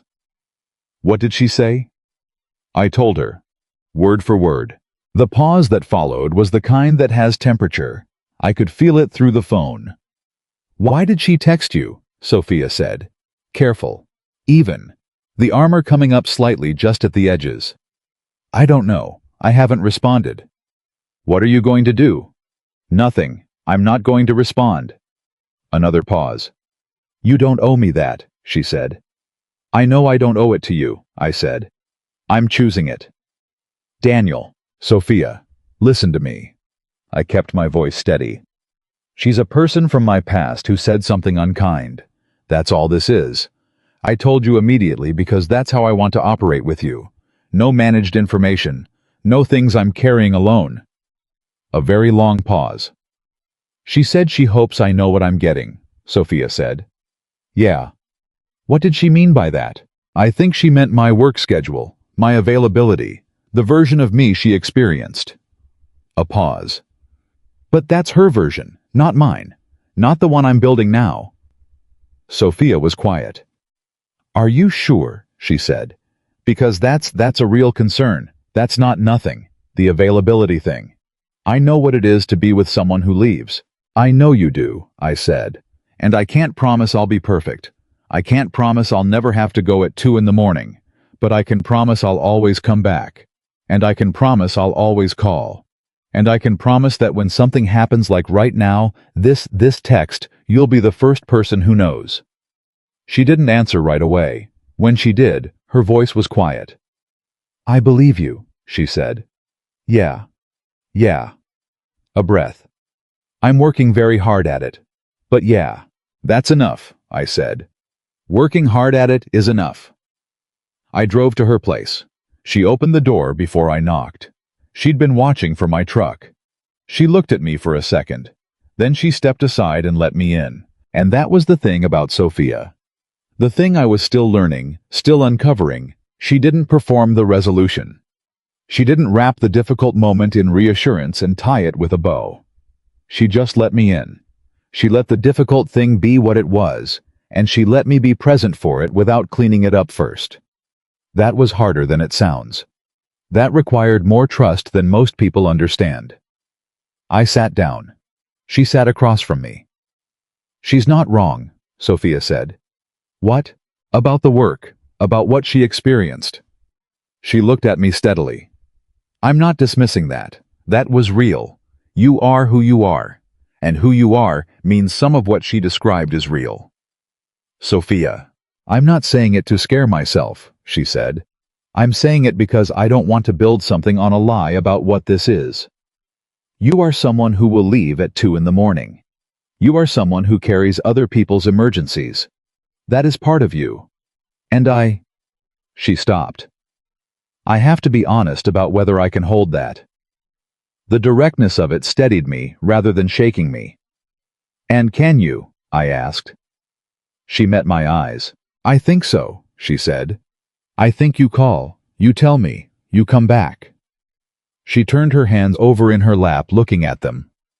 That's different. That's a different thing. It is, I said. And you just told me about the text, she said, instead of hiding it. Yes. Most people would have hidden it. I know. She looked up at me. That's the thing, she said quietly. That's the thing I keep coming back to. You don't hide the hard things. You just bring them into the room. It's better in the room, I said. The hard things, they're smaller when they're in the room. She considered that. Yeah, she said finally. They are. She got up, went to the kitchen, came back with 2 mugs of tea she'd clearly already made before I arrived, because she'd known I was coming, and she'd wanted something ready, something warm and concrete and ordinary to put in our hands. She handed me one. She sat down again, closer this time. Thank you, she said, for calling first. Always, I said. Always, she repeated. And in her voice, in the way she said that word back to me, was the sound of someone testing something they were beginning to believe. Not certain yet, but moving toward certain, which I was learning was the bravest thing she did. Moving toward certain turned out to be the most difficult road either of us had ever walked. I want to be clear about that, because stories like this one have a tendency to soften the middle, to compress the hard weeks into a single paragraph of vague difficulty, and then arrive at the resolution with a clean jump cut. But that's not how it happened. And if I'm going to tell you this, I'm going to tell you the real version. The one with the specific weight of the specific days. It was early December when things got hard. Not between us exactly. Not a fight, not a falling out, not any of the obvious things. It was more like the real test arrived, the one that couldn't be passed with the right words at the right moment. The one that required something more sustained, more costly. It started with the weather. Storm season hit the canyon territory 2 weeks earlier than forecast. We got called 3 times in 8 days. A mudslide on the upper mountain road, a structural collapse of a residential retaining wall that threatened 2 houses below it, and then a search for a missing hiker in deteriorating conditions that kept my unit out for 19 hours straight. 19 hours. I called Sophia every time I could. Between operations. From the truck. Once from a shelter station at 2 in the morning when I had 15 minutes in signal, and I just needed to hear her voice. She always picked up, every single time. Yeah. On the 19th hour, when we found the hiker alive, hypothermic, badly dehydrated, but alive, and I was finally standing down and processing the specific crash that comes after that kind of sustained operation. I sat in Mike's truck and I called her without thinking about the time. It was 3:40 in the morning. She picked up on the first ring. You found him, she said. Not a question. How did you know? Because you sound like that, she said. That specific way you sound when it went right. I sat with that for a second. She'd learned the sound of it.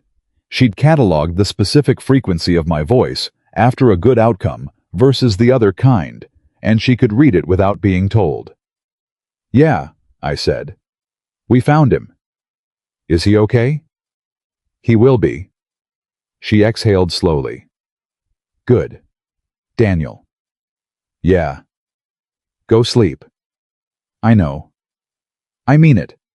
You've been up for 19 hours, give or take.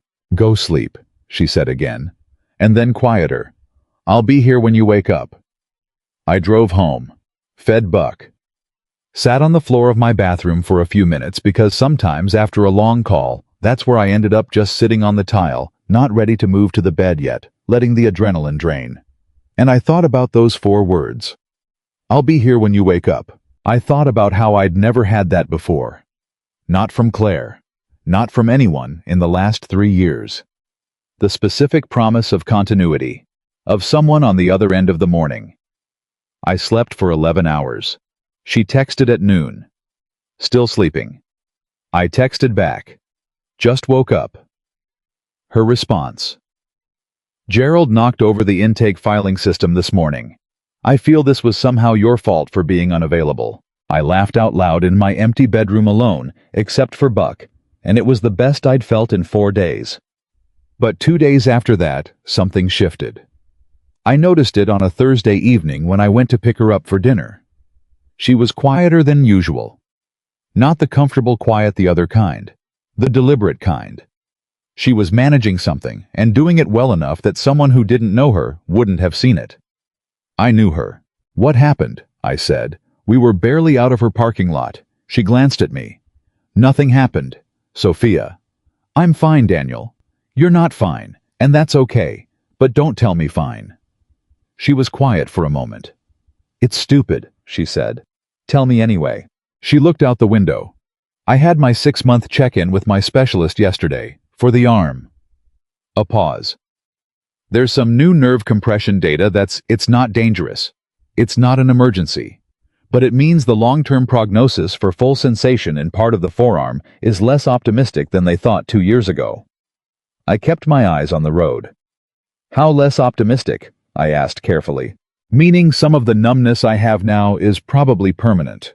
She said it flat, clinical, the way she delivered hard information to herself, stripped of inflection, like if she said it without feeling it, it would have less mass. It doesn't affect function. I can still do everything I do. It's just they're confirming it's not going to come back. I pulled into the restaurant parking lot and stopped the truck. Didn't get out. I'm sorry, I said. It's fine. I've known it might be this way for... Sophia. I waited for her to look at me. I'm sorry. You're allowed to feel that. She looked at me. Something cracked slightly in her composure. Not breaking, just fracturing along an existing line. I know I'm allowed to feel it, she said quietly. She stopped. I got home from the appointment, and I sat in my car for 40 minutes. And the thing I kept thinking was... She turned away again. I kept thinking now he's really going to understand what permanent means. The sentence landed in my chest like something physical. You thought I'd leave, I said. She didn't answer, which was its own answer. Sophia, look at me. She looked. Nothing about that appointment changes anything, I said. Not one single thing. You don't have to. I know I don't have to. I want to. I held her gaze. I've been falling in love with you for 3 months. That's not contingent on a medical report. The silence after those words was absolute. I hadn't planned to say it. I hadn't rehearsed it or chosen the moment, or decided this was when I was going to say it. It had just arrived fully formed because it was simply true, and the situation required truth more than it required careful timing. She stared at me. What? She said. You heard me. Say it again, she said. Her voice was barely above a whisper. I'm falling in love with you. She looked at me for a long time. Her eyes were filling. She was fighting it with everything she had, and losing, which meant she was finally letting herself lose, which was itself a kind of victory. That's not fair, she said. Her voice was rough. Why? Because I don't know how to be careful about this anymore. She pressed her hand against her mouth for a second. I've been so careful. I've been holding it at exactly the right distance, and you just... I know, I said. I know what I just did. You could have waited, she said. You could have picked a better moment. There's no better moment, I said.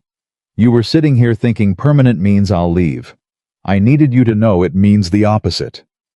She made a sound that wasn't quite a laugh and wasn't quite a cry. Something in between, something real.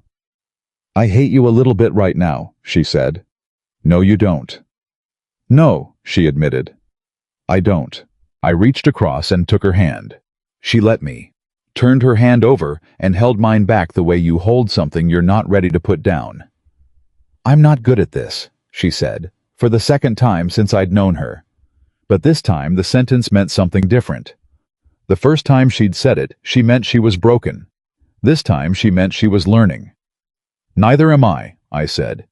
We'll figure it out. She looked at me. Together. Together. She closed her eyes for a second. When she opened them, something had shifted in her face. Not resolved, still complicated, still layered, still carrying the weight of everything the appointment had meant. But alongside all of that, something else. Something that was starting to trust the ground under its feet. Okay, she said. We went to dinner. We talked about everything and nothing. She laughed twice, really laughed the unguarded kind. And by the time I drove her home, the shape of the evening had completely transformed from what it had been when I picked her up. That was the night I understood something about what we were building. That it wasn't the absence of hard things. It was what happened inside the hard things. The specific decision every single time to stay in the room. 6 days later, Rachel called me. I heard, she said without preamble. Heard what?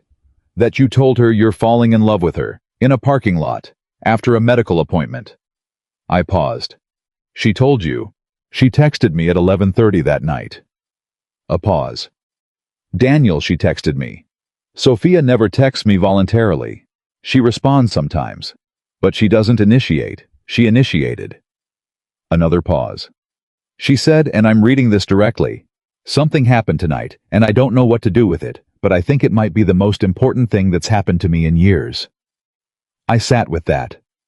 You're welcome, Rachel said smugly. Don't. 4 times I called her Daniel. 4. I know Rachel. I'm just saying, a little credit. A lot of credit, I said. You'll get a lot of credit. She laughed. And then she said more quietly, Is it real for you? Yeah, I said. It's real. It's not rescue mode, she said. Because sometimes with you, it's not rescue mode, I said. And I knew as I said it that it was true. Because Sophia didn't need rescuing. She was the most capable person I knew. She needed what I needed, someone who showed up consistently. Someone who brought the hard things into the room. Someone who didn't confuse love with fixing. Good, Rachel said. Because her voice softened slightly. She's been so alone, Daniel, for so long. She got so good at managing it that she started to think alone was just her natural state. I've been watching her do it for years, and I couldn't figure out how to reach her. She reached herself, I said. I just didn't leave. Rachel was quiet for a moment. Yeah, she said. That's exactly it. Then December hit us with something I didn't see coming. It was a Wednesday, 9 days before Christmas. I was at the station doing equipment maintenance when Mike pulled me aside with an expression I knew. The one that meant something had happened, and he was deciding how to tell me. Darnell's in the hospital, he said. My stomach dropped. Darnell, 27 years old, 2 years in the unit, the one who asked better questions than anyone I'd ever trained. What happened? Training accident this morning. Canyon drill. He fell wrong on a descent and took a bad landing. They're saying spinal contusion. They don't know yet how serious. I drove straight to the hospital. Darnell was conscious.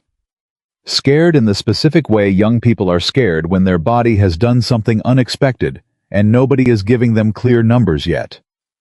His parents were there, his mother gripping his hand on one side, his father standing at the foot of the bed with his arms crossed and his jaw tight, doing the thing fathers do when they're terrified and performing composure instead. I stayed for 3 hours. I didn't do anything remarkable. I just stayed. I talked to Darnell when he wanted to talk and sat quietly when he didn't. I got coffee for his parents. I spoke with the attending doctor and translated the medical language into plain terms so the family understood what they were actually facing and what the realistic range of outcomes looked like. When I finally left, it was close to 9 at night. I sat in the hospital parking lot and I called Sophia. She picked up immediately. How is he? I'd texted her the basics at 4. She'd been waiting. Scared? I said. The spinal swelling needs to go down before they can assess. Could be minimal. Could be more significant. They don't know yet. How are you? She said. I didn't answer right away. Daniel, I stopped, pressed my hand against the steering wheel. He's 27, Sophia. He's been doing this for 2 years. He's the best trainee I've ever worked with and My voice cracked. Just slightly. Just enough to let something through. I taught him that descent. I signed off on his certification for that specific maneuver. Silence. You didn't cause this, she said. I know that. You're not responsible for a bad landing in unpredictable terrain. I know, Sophia. I pressed my eyes shut. I know that. I exhaled. I hate this part. I hate the part where someone else pays the price for the work. I know, she said quietly. You do know. The hawk I lost in recovery 2 months before we met, she said. I rechecked every decision I made from intake to the day she died 4 times, looking for the mistake. Because if there was a mistake, it meant I had control over it. It meant I could fix it next time.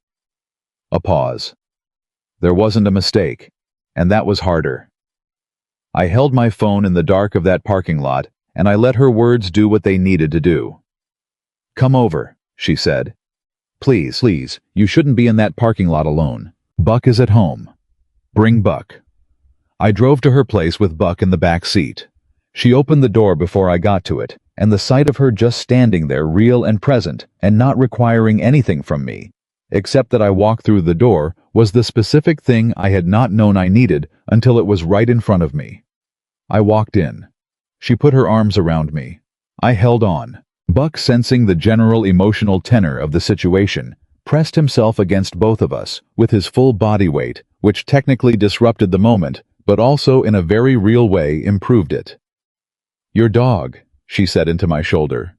I know. He's a lot. He really is. She laughed, small but real. We stayed up until midnight. We talked about Darnell, and we talked about the hawk, and we talked about the specific kind of grief that comes from caring about outcomes you can't control. We talked about her brother David, who had apparently apologized to her for calling me, and who she had against all stated intention thanked. We talked about Christmas. She was going to her family first time in 2 years. She'd agreed to make the trip. Will you come? She said. The question landed quietly between us. I looked at her. To your family Christmas. My mother wants to meet you. David already knows you essentially. My aunt will interrogate you, but she does that to everyone. It's not personal. A pause. I know it's a lot. You don't have to. Sophia. Yeah. I want to come. She held my eyes. Yeah. She exhaled. Something released in her shoulders. Okay, good, great. She smoothed her hands on her knees. My aunt is going to ask you very direct questions about your intentions. I'll give her direct answers. She may not be satisfied. That's her right. Sophia smiled. The slow one, the real one. You're not scared of my family. I'm slightly scared of your aunt, I said. She laughed. Good, everyone should be. Darnell's spinal contusion resolved to the better end of the range. 48 hours after the accident, the swelling had gone down enough to confirm that the damage was real, but not catastrophic. He would need physical therapy. He would be out of the field for months. But he would walk normally. He would recover. I was in the middle of a repair job when Mike called with the news. I put down my tools, and I sat on the tailgate of my truck, and I felt the specific release of a fear I'd been carrying for 2 days without fully acknowledging how heavy it was. I called Sophia before I called anyone else. He's going to be okay, I said. I heard her exhale. Thank God, she said. Yeah.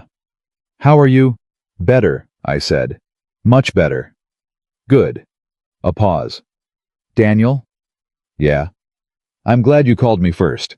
You're always first, I said. The silence that followed was warm. I'm going to tell my mother that, she said. Tell your mother what? That you said that. She'll like it. You're already managing my introduction to your family. I've been managing it for 2 weeks, she said. You just didn't know. I laughed. And it felt clean, clear. The laugh of someone who didn't have a door locked inside them anymore. Christmas at her family's house was 4 days. 3 generations of loud, opinionated, deeply loving people who fed you before you'd finished introducing yourself and debated everything from politics to the correct way to make pie crust with equal volume and 0 resolution. Her mother, Patricia, was 63 years old and had Sophia's eyes and her brother's directness and the specific warmth of a woman who has raised two people who turned out well and knows it. She pulled me aside on the second evening. "Tell me who you are," she said simply. I told her the real version. The same way I'd told Sophia the early call Claire's kitchen the parking lot in February. The door I'd locked. I told her about the moment I'd said I'm not leaving in the restaurant. I told her I wasn't perfect and I wasn't trying to present myself as something managed and curated. I told her I was in love with her daughter and that I understood what that meant and I wasn't going anywhere. Patricia looked at me for a long moment. "She's been alone for a long time," she said. "I know. She's very good at alone, too good." "She's getting worse at it," I said. Patricia looked at me, and then she smiled, slow and wide and real. "Good," she said. On the last night after dinner, after her aunt had interrogated me for 45 minutes about stability and employment and whether I owned property. I did. She seemed satisfied after David had shaken my hand and said simply, "I'm glad she found you." I sat on the back steps with Sophia in the cold, and she leaned against my shoulder, and we looked at the dark winter sky. "This was terrifying," she said. "It was fine. My aunt asked if you owned property." "I own property," she asked twice. "I know," I answered twice. She laughed, pressed closer. "Thank you for coming." "Thank you for asking me." She was quiet for a moment. "I almost didn't," she said. "Ask you. I had the whole conversation in my head where I decided it was too much too soon, and that I should wait and see and manage the timeline more carefully." A pause. "And then I thought about what you said, about bringing things into the room." "What about it?" "I thought asking you is bringing it into the room. Whether you come or not, I asked. And that's different from not asking because I was protecting myself from the answer." I turned my head and looked at her. "That's a big step," I said. "Yeah." She looked at the sky. "I'm working on the big steps." "You're doing great at them." She was quiet. "Daniel." "Yeah." She straightened slightly, turned to look at me directly. Her face in the cold night was open in the way it almost never was. No armor, no management, no careful distance. Just her. "I'm in love with you," she said. The words arrived quietly. No performance. No staging. Just the plain truth of it delivered the way Sophia delivered everything she truly meant without decoration, without protective irony, without the 17 exits built into the sentence before anyone could use the one she hadn't offered. I held her gaze. "I know," I said. "You know. I've known for a while." She blinked. "How?" "The same way you knew what my voice sounds like after a good outcome," I said. "You learned me, and people who are learning you that carefully are generally in love with you." She stared at me. Then she shook her head slowly. "I hate that you know me." "No, you don't." "No," she said softly. "I really don't." I put my arm around her. She leaned back in. And we sat there on the steps in the cold December night, two people who had spent years locking doors against each other, against the world, against the particular pain that comes from being seen, and then left two people who had decided finally to stop locking. And the house was still standing, and the door was open, and neither of us was leaving. But I need to tell you what happened in January, because the story isn't finished yet. Because the hardest moment, the one that tested everything we'd built, the one I didn't see coming, the one that nearly cost us everything, hadn't arrived yet. It arrived on a Tuesday night. Of course it did. It always comes on a Tuesday. The Tuesday in January that nearly broke us didn't announce itself. That's the thing about the moments that matter most. They don't send warning signals. They don't give you time to prepare. They arrive looking like ordinary Tuesdays, the kind with cold coffee and routine calls, and nothing on the surface that suggests the ground is about to shift. It was the 14th of January. I know the date because I'd written it on a work order that morning, and I remember looking at it later and thinking, that's the day. That's the one. I was finishing a structural assessment on a property 3 miles outside the city when my phone rang. Not Sophia. Not Mike. A number I didn't recognize with a Denver area code. I picked up. Is this Daniel Carter? A woman's voice. Precise. Professional in the way that doctors and attorneys are professional, a particular economy of language that signals they deal with difficult things regularly and have learned to be efficient about it. It is. Mr. Carter, my name is Dr. Anita Sharma. I'm calling from Denver Memorial. I have you listed as an emergency contact for Sophia Bennett. The work order fell out of my hand. What happened? I said. My voice came out completely flat. Rescue mode. Every unnecessary thing stripped away in half a second. Ms. Bennett was brought in about 40 minutes ago. She was found unresponsive at her facility by one of her volunteers. She's conscious now and stable, but we need... I was already moving toward my truck. I'm 20 minutes away, I said. Mr. Carter.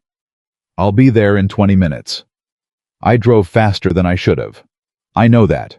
I'm a rescue technician, and I drove faster than I should have because all of my training evacuated my body and left behind nothing except one single directive: get to her. 17 minutes. The ER waiting area was the kind of controlled chaos that I knew from the other side. I'd delivered people to rooms like this dozens of times.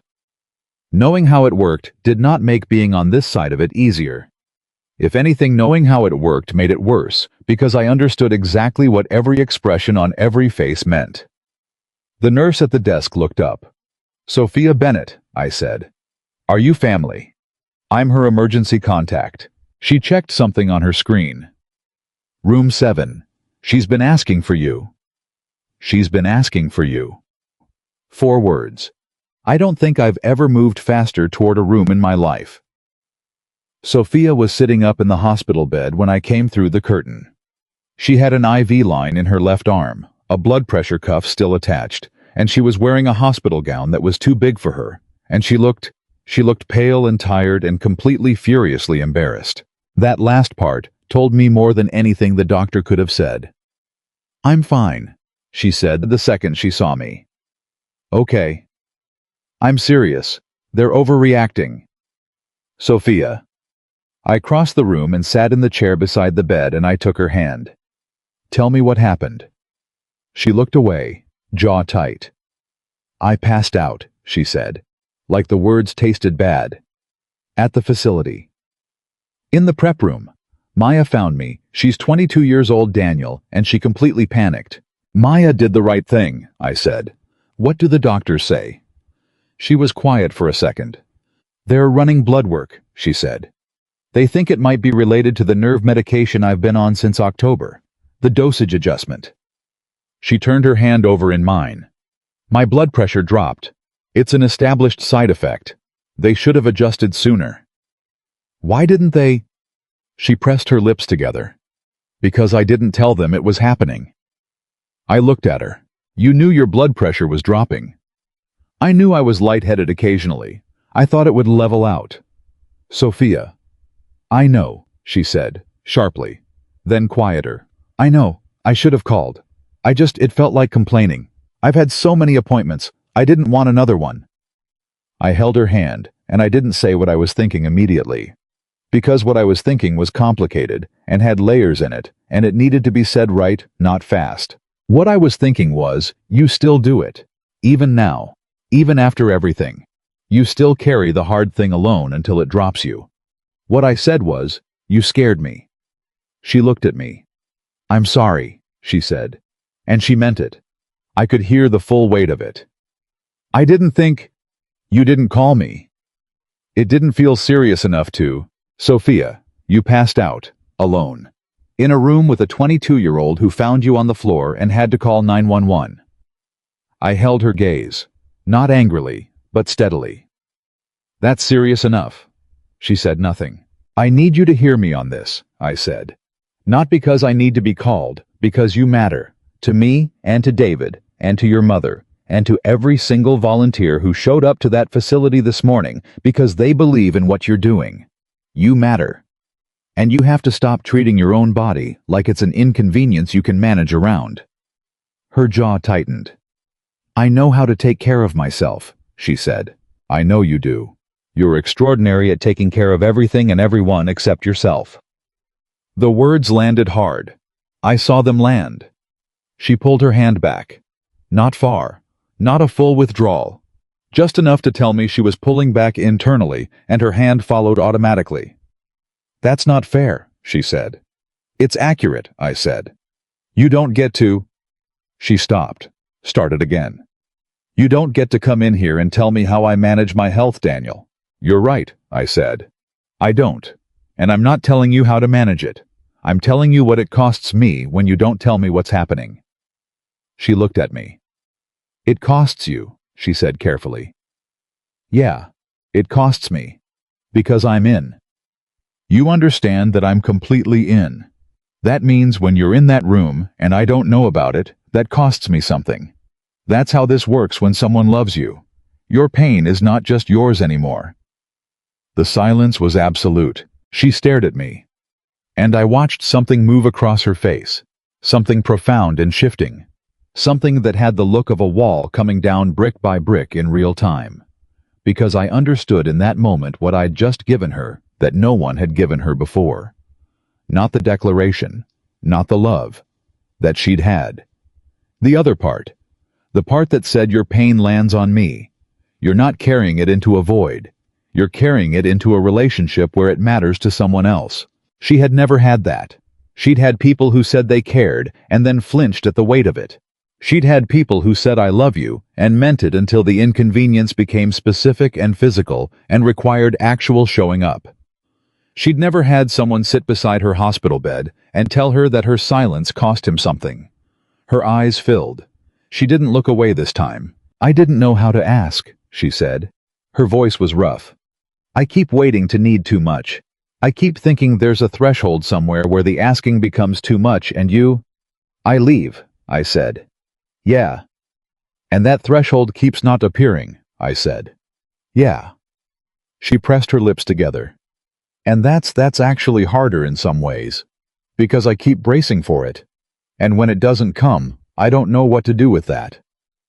"You could try believing it," I said. She looked at me. "I'm working on it," she said. "I know you are." I reached out and took her hand again. She let me. "Work faster." She laughed, involuntary, surprised out of her. "Did you just—" "Little bit. I'm in a hospital bed." "You're fine. You said so yourself." She shook her head slowly, but she was holding my hand with both of hers, and she wasn't looking away. Dr. Sharma came in 40 minutes later with the blood work results. The diagnosis was exactly what Sophia had suspected: a medication interaction compounded by a skipped meal and early dehydration. Adjustable, treatable, not dangerous going forward if managed correctly. Sophia listened to all of it with the careful attention she gave to complex information. She asked precise questions. She wrote down the medication adjustment schedule on the notepad the doctor handed her. And then she said, "Can you also send the summary to this number?" She looked at me. "What's your number?" I gave it to her. She gave it to the doctor, just like that. The doctor noted it without comment and left. Sophia looked at me. "Don't read into that." "I'm absolutely reading into it. It's just practical. It's very practical." "Stop smiling." "I can't," I said. "You just put me on your medical summary list. That's practically a marriage proposal in my family." She stared at me. Then she covered her face with one hand. "Oh my God." "I'm honored," I said. "I'm going to frame the email." "I hate you." "You definitely don't." She lowered her hand. Her face was flushed, and she was almost smiling, and she looked more like herself than she had since I'd walked through that curtain. "I really don't," she said quietly. "I really don't." They discharged her at 4 in the afternoon. I drove her home. I called her volunteer coordinator, a practical, efficient woman named Carol, who had clearly been managing facility crises since before Sophia arrived, and confirmed that the animals were covered for the evening and the morning. Sophia tried to intervene in this phone call twice. I held up one finger each time. She subsided grudgingly both times. "You just managed my facility," she said when I hung up. "Carol managed your facility. I just communicated." "You gave her specific instructions." "Carol gave herself specific instructions. I just agreed with them." Sophia looked at me. "You're infuriating." You looked pale this morning, I said. You can be infuriated tomorrow. She sat down on her couch, and I sat next to her, and Buck, who I'd called David to check on, and who was apparently being treated to an excessive quantity of attention by David's children, settled the matter by being unavailable. Which meant it was just us. Her apartment. The quiet. Can I tell you something? She said. Always. She was quiet for a moment, looking at her hands. When I opened my eyes in that room, she said. On the floor, before Maya found me. There were a few seconds when I was confused about where I was, about what had happened. She paused. And the first clear thought I had, not the second not after I worked it out, the first one was your name. I didn't say anything. I thought Daniel needs to know. She turned and looked at me. Not where I was, not what year it was, not even if I was okay. I thought Daniel needs to know. The weight of that sentence sat between us. That's new, she said. That's new for me. Having someone be the first thought. I held her eyes. I'm glad I'm the first thought, I said. It scared me, she said. A little. Why? Because it means you're inside the architecture now, she said. You're in the part that responds before I can manage the response. And once someone is in there, she stopped. What? I said. Losing them is different, she said quietly. Losing them costs more. I understood exactly what she was saying. She was telling me in the most honest way she knew how that she was in deep enough that losing me would be a different category of loss than anything she'd experienced with Marcus, with anyone. She was telling me the stakes had changed. She was telling me she was scared because she'd let me all the way in. I know, I said. I know what it costs. I know what it'll cost if something goes wrong. I held her gaze. I'm telling you it's worth it. I'm telling you the cost of not being in is higher than the cost of being in and losing. She stared at me. How are you so sure about that? Because I spent 3 years in that parking lot, I said. And I know exactly what that costs. It costs every day. It's quiet and it's bloodless and nobody sees it, but it costs every single day. She was very still. I don't want to go back to the parking lot, I said. Not for anything. Her eyes were full. Neither do I, she said.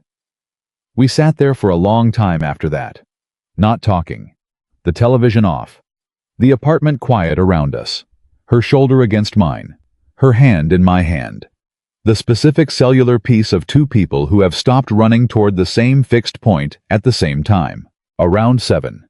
She fell asleep against my shoulder. Her breathing evened out, and her hand went slack in mine, and I stayed exactly where I was.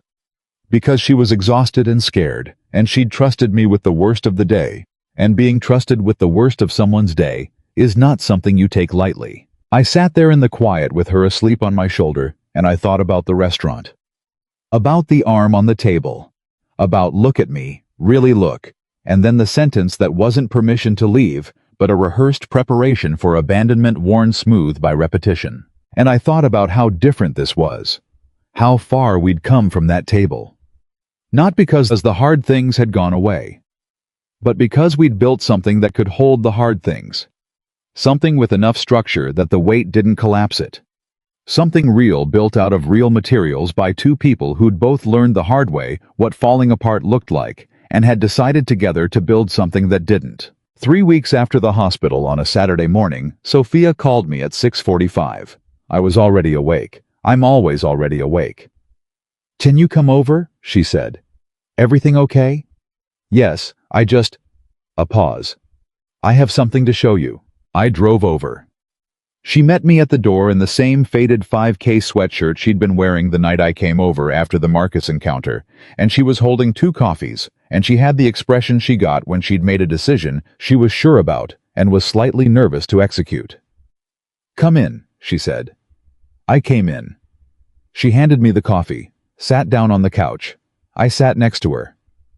I've been thinking, she said, about the facility. She wrapped both hands around her mug. About the long-term plan, the funding structure, the capacity to expand the intake program. She paused. About whether I can build something that lasts. You're already building something that lasts, I said. I want to build something bigger, she said. I want to expand the Raptor program. I want to take on a second rehabilitation specialist. I want to apply for the Federal Wildlife Partnership grant that I've been telling myself I'm not qualified for because... She stopped. Because I said. Because applying means believing it could work, she said. And believing something could work means being devastated if it doesn't. She looked at me. And I've been very careful about devastation. I know. I'm less careful now, she said. About a lot of things. I held her gaze. Is that a complaint? No, she said. It's a fact. She reached beside her and picked up a folder from the coffee table. She put it in my hands. It was a grant application, Federal Wildlife Rehabilitation Partnership, 47 pages partially completed, bristling with sticky notes in her small, precise handwriting. I need help with the structural sections, she said. The facility assessment.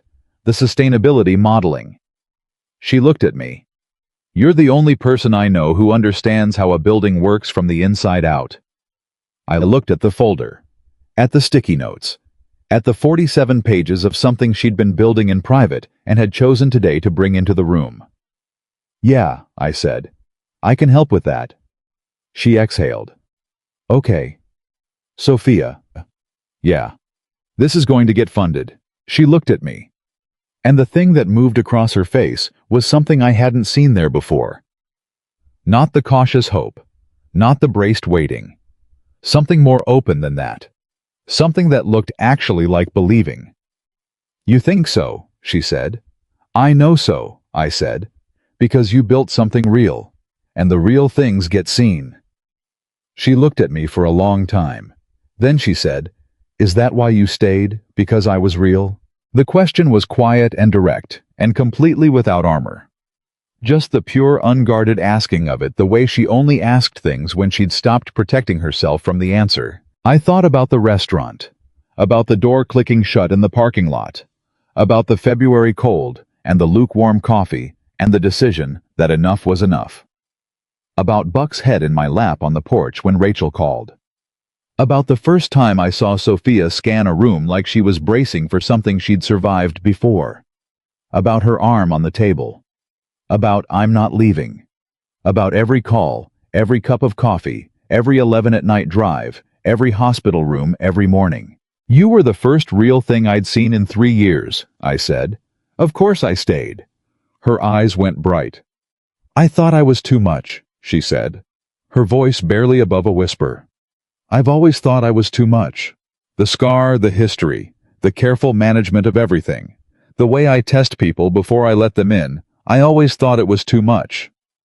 It's not too much, I said. It's just you. And you're what I want. She pressed her lips together, held it together by exactly one thread. I spent 5 years, she said, learning to be alone, getting very good at it, building the facility, caring for animals who couldn't speak and didn't ask anything of me except that I show up. Because animals don't leave when they see the scar. Animals they're just there. I'm just there, I said. I know, she said. That's what I couldn't understand at first. Why you were just there, what you wanted from it, what the angle was. There was no angle. I know that now.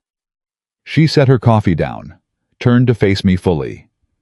I know it because of how many times you've shown up when there was nothing in it for you, when it was inconvenient, when I was difficult, when I pushed back. You just kept showing up. She held my eyes. That's not rescue. That's not pity. That's love. I know the difference now. I looked at her. Yeah, I said. It is. I love you, she said. Not the first time she'd said it, but this time it came out differently. Not relieved, not slightly surprised at herself, not carrying the weight of risk.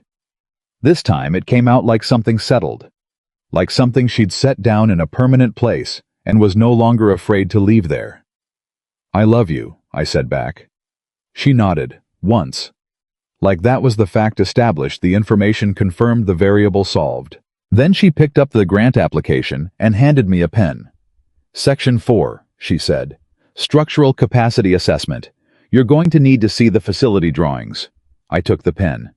Lead the way, I said. She got up, and I followed her. The way I'd been following her, I realized, not trailing, not leading, just alongside, just present, just there, since the first moment she walked through a restaurant door and scanned the room like someone expecting to be disappointed, and found me instead. 6 months later, on a July evening that was warm enough to sit outside without a jacket, we were on the back steps of her facility. The federal grant had come through in April, the full amount, plus a supplemental allocation for the Raptor expansion program that Sophia had not even asked for, but that the review committee had recommended independently based on the strength of her existing data. She'd called me from her office, and she'd been crying before she finished the first sentence, and I'd driven over in 14 minutes, and she'd met me at the gate, and I'd picked her up. Actually picked her up, which was a decision my lower back would review later, and she'd laughed and cried at the same time into my shoulder. The second rehabilitation specialist started in June. Gerald the raccoon had, against all professional assessment, been deemed non-releasable due to his sophisticated and apparently irreversible relationship with human organizational systems, and was now officially a permanent education animal, which Sophia announced with the specific tone of someone who has lost a battle she was not displeased to lose. Darnell came back to light duty in May. He walked into the station under his own power, which Mike celebrated by not saying a single word about it, and simply handing him a coffee, which was the closest Mike came to an emotional declaration. And on that July evening, sitting on the steps with Sophia's shoulder against mine, and the late light doing what summer light does at the end of the day, going gold and slow and generous with itself, I thought about what it had cost. All of it. The showing up. The calls at 2 a.m. The parking lot in February, the restaurant, the arm on the table, the 19 hours in the canyon, the hospital room, the grant application on the coffee table, the Christmas with her family, the hawk, the raccoon, all of it. It had cost something. I want to be honest about that. Love costs something. Staying costs something. Choosing every single day to bring the hard things into the room instead of carrying them to a parking lot alone, that costs something. But the math was not complicated. I had spent 3 years in a parking lot. Quiet, safe, bloodless, costing myself everything slowly and calling it peace. And now I had this. Sophia looked at me. "What are you thinking about?" she said. "February," I said. She tilted her head. "Which February?" 3 years ago, I said. I was sitting in a parking lot deciding I was done hoping. She looked at me steadily. "And then Rachel called," she said. "And then Rachel called," I agreed. "And you said yes." "Barely," I said. "I almost said no." "Why didn't you?" I thought about it. Really thought about it the way I hadn't let myself think about it before, because the answer had always felt slightly too large to look at directly. "Because something in me wasn't done yet," I said, even though I was trying to be done. The hoping hadn't fully quit. It was just it had gone underground, waiting for something real enough to come back up for. She was quiet. "Is that what I was?" she said. "That's what you are," I said. Present tense. Deliberate. She looked at me. And I saw in her face, in the specific way her expression settled, not braced, not managing, not waiting for the floor to give the woman she had become on the other side of learning to stay. The woman who had stopped apologizing for existing. Who had stopped laying her arm on restaurant tables like evidence for the prosecution. Who had stopped building exits into every sentence before anyone could use the one she hadn't offered. The woman who had learned slowly, and at significant personal cost, that the right person didn't need her to hide anything. "I used to think the scar was the reason," she said. "The reason nobody stayed." "I know," I said. "It was never the scar," she said. "No," I said. "It was never the scar. It was that they only saw the scar," she said, "and stopped looking." "Yeah." She looked at me. "You never stopped looking," she said. "I never will," I said. She held my gaze for a long moment. The gold light moved. Somewhere in the facility behind us, Gerald the raccoon was almost certainly dismantling something. Buck was at home with David's kids, who had adopted him with an enthusiasm that Buck reciprocated completely and without apology. And Sophia reached over and took my hand. Not the careful hold. Not the tentative reach. The full, easy, permanent grip of someone who has stopped calculating the risk and decided the answer is yes. The grip of someone who has learned that being held is not a trap, that needing someone is not a weakness, that the person worth finding is not the one who never sees the broken parts of you. It's the one who sees every broken part and says, I know, I see it, I see all of it, and I'm still here. That is not rescue. That is not pity. That is not tolerance or management or polite avoidance of the difficult truth. That is love. The real kind. The kind that costs something. The kind that is built not from the absence of hard things, but from two people choosing again and again to stay inside the hard things together. Sophia Bennett walked into a restaurant and put her arm on a table and dared me to leave. And I didn't. And she didn't. And we never did. Some doors, when you stop locking them, open into something you didn't know you were allowed to have. And the only thing required to walk through them is the willingness to stop running long enough to try. I stopped running. She stopped running. And what we found on the other side of all that fear, and all those locked doors, and all those parking lots, and all those careful managed distances was not something complicated. It was just this. Two people. Showing up. Every single day. That was everything. That was enough. That was everything.